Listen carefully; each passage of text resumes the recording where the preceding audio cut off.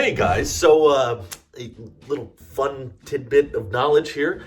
Electricity, it's kind of helpful. In case you somehow missed it, yesterday we basically had power for a few hours, but it started off with going out at 12:30 in the morning. And that has to be the most disappointing thing about the power going off. Like, PG&E did give us a little bit of a warning, but they didn't give us very specific warnings. So when we go to sleep, we usually have a fan running. Just having that white noise helps me sleep, and also it just keeps us cool in the night when it gets hot. And to wake up in the middle of the night and to not have the fan running, and you're like, oh no, it actually happened. It's like the most disappointing thing, because you wake up and you go, oh no, there's no power. That means doing my job, like making videos, editing content, and uploading it, has suddenly become near impossible. So that was not a fun part of waking up. Also, the fact that it's now hot because the fan's not running, and because I don't have that white noise going, it's much harder to fall asleep. So I just had a very sweaty morning of just like, I can't cool down now, and I had a hard time falling back asleep. But eventually I did and woke up, and yeah, as expected, when the power goes off, everything is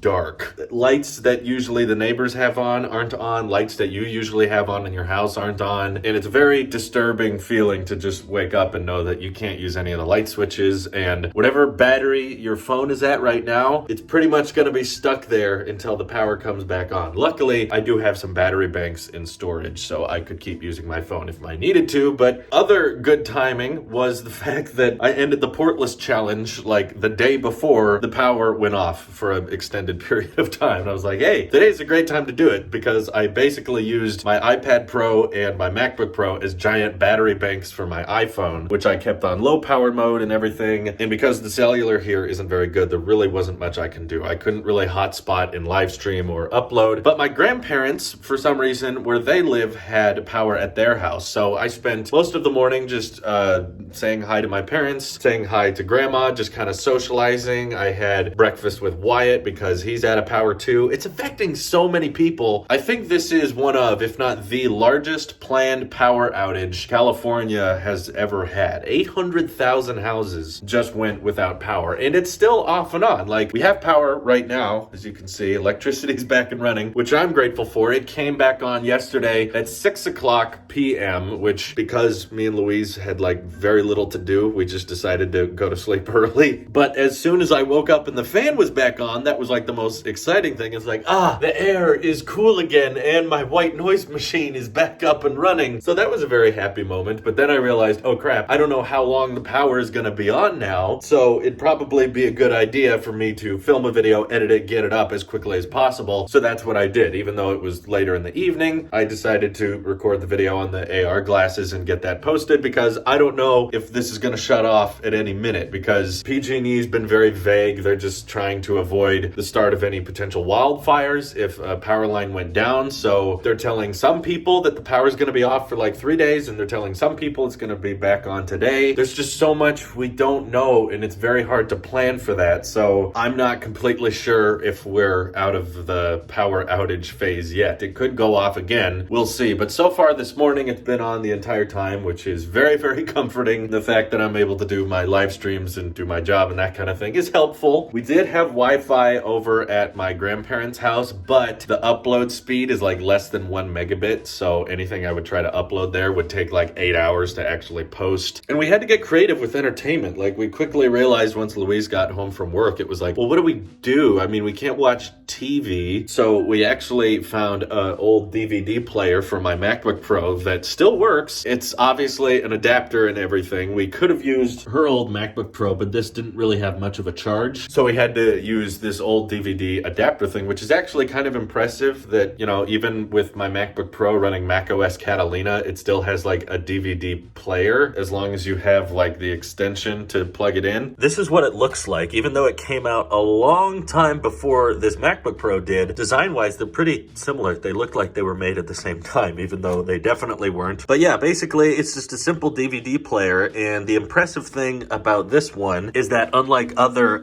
external DVD players I've used in the past, it doesn't need its own power supply. It derives all its power for the disc spinning and everything through the cable, which ordinarily is USB, obviously. I have a USB-C adapter, but most other external DVD players I've seen need a separate power source, and this one doesn't. It's just one wire, you slide in the DVD, and it just starts working. And kind of the funny thing that a lot of people may not know about macOS Catalina is that they've updated the DVD player icon to look like that adapter. So as you can see, no longer do they have the old-fashioned like DVD player remote looking icon. They still have it look like the old-fashioned, Mac external DVD drive, which is what we have. So consistency, I guess. There's like tiny attentions to detail. I was not expecting Apple to make that change, but they did. We have like 9 seasons of Everybody Loves Raymond on DVD, and it took us a while to figure out which disc we were on. The things you take for granted. When you have these streaming services, you can just pick up right where you left off. With DVDs, you have to be like, which season were we on? But we figured it out eventually. It's a good show. We just hadn't seen it in a while, and it's incredibly interesting to figure out how dependent you are and how much of your life gets thrown out of whack as soon as the electricity turns off. And I get it. It's like a crucial thing nowadays. The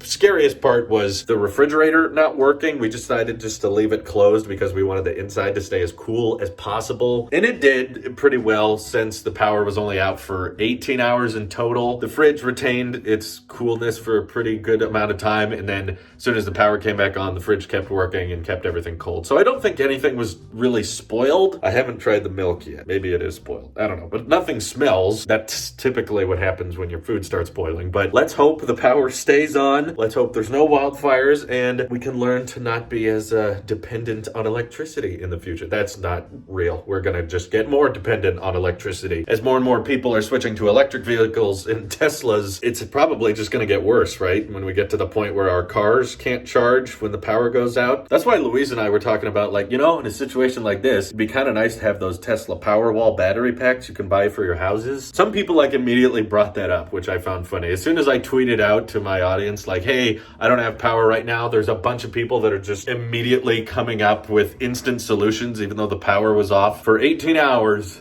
of one day. Everyone's like, ugh. Well, time to move out of California, or, well, you should have got solar panels. Why don't you get solar panels? Why didn't you buy the Tesla battery pack? You should have bought those right away. It's like, guys, these are extreme purchases or extreme inconveniences, like moving out of the state. Like, I can just do that real quick for like one day of the power being out. Like, this is gonna just change my entire life plan forever. But the Tesla Powerwalls are quite expensive. Eventually, they may pay for themselves if you're planning on being in a house for a long time. So maybe in our next house, which will likely be a little bit bigger and a bit more permanent, for that kind of thing, we might get like the battery packs, but not soon. Not for a house like this, which we don't plan on being in for a huge amount of time. And also, by the way, just because you have solar panels on your house does not mean you have power when the power goes out. Most of the time here, at least, even if you buy solar panels for your house, you're still connected to the grid. And when the power goes out, you still don't have power, and all the energy your solar panels are generating are just going to nothing. Unless, of course, you have those battery packs. I'm sure there's others maybe that Tesla doesn't make, but only if you get those battery packs can you keep using power, or if you have a generator or that kind of thing, can you keep using power when PG&E shuts off everything. If you just have solar panels, won't stay on, which a lot of people I don't think realized. Like my friend Wyatt has solar panels on his house, but because they don't have, like a battery pack to charge the batteries, then yeah, when the power goes out, he loses power too. Solar doesn't make a difference in that case. And also, I think like the cheapest battery pack is like $10,000. So, it might just be worth not having power for a day to instantly spend $10,000 so that, 1 to 2 days out of the year you can retain power. In some circumstances, it's worth it, I'm sure. And maybe someday it'll be worth the investment. But I just found it funny that people just went immediately to here's what you do, just spend $40,000 and the power will stay on. Or you could just wait a little while, but I don't know, maybe if PG&E makes this a regular thing and we consistently get our power shut off like 1 to 2 times a month, then yeah, you may see some more people buying those battery packs and solar panels. Anywho, thank you guys for watching, and I hope you have an excellent day. Take care.